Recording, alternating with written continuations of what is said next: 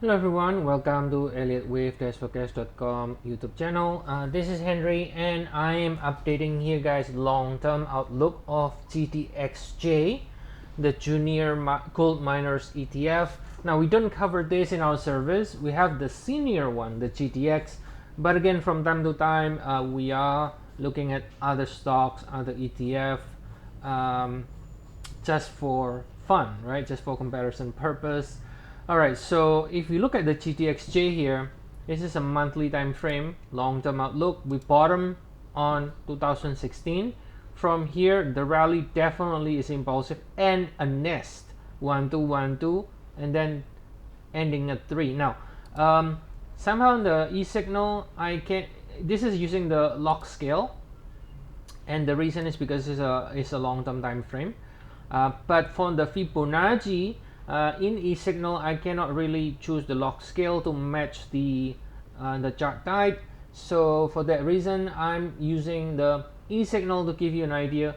This extension here, what is the extension on the with 3 here in the cycle degree relative to 1 when we are using the log scale.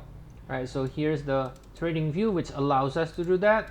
So this is the 1 and the 2. Again, this is the same chart by the way, but this one doesn't have the label because I'm labeling it e-signal.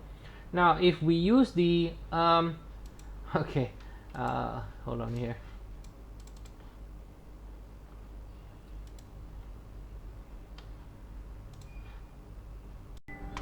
Alright guys, so here we got the GTXJ in the monthly here.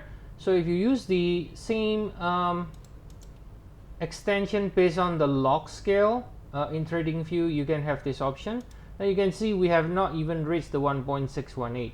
So what that means is, even though I'm calling this as a 1 2 1 2 and this is a 3, so the same degree as this one, as you can see here, this 1 2 3, but there is a possibility that we are actually even still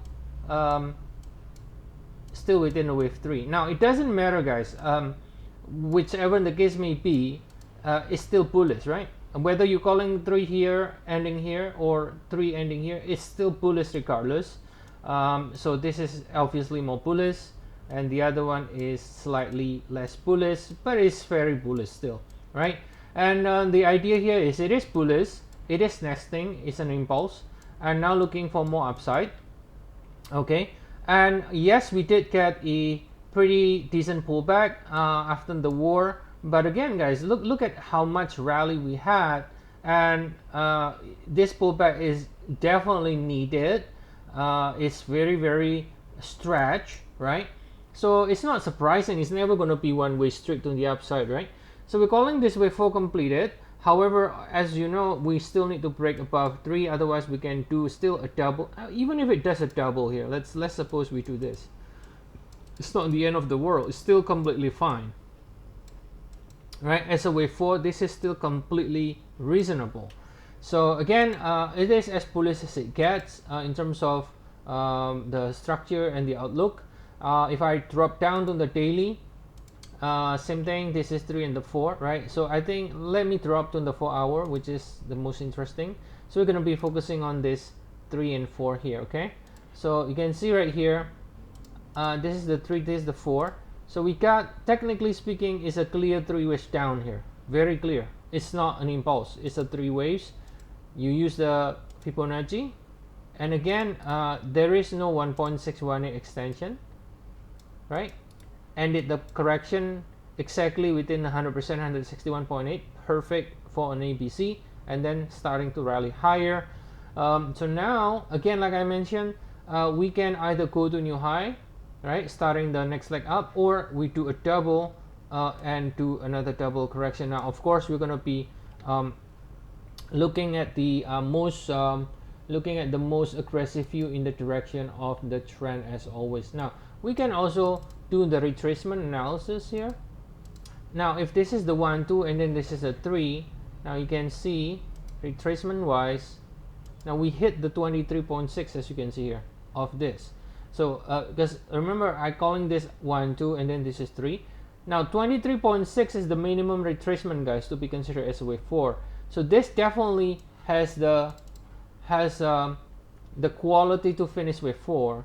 because it's not really too shallow. It's 23.6% retracement of this entire 3. However, if it does a double, and this could be a WXY, it's not the end of the world. All right, we can go to the 38.2, which is still completely reasonable, even if it does go to 38.2, which is 78.5, which is still extremely bullish in the long term, right?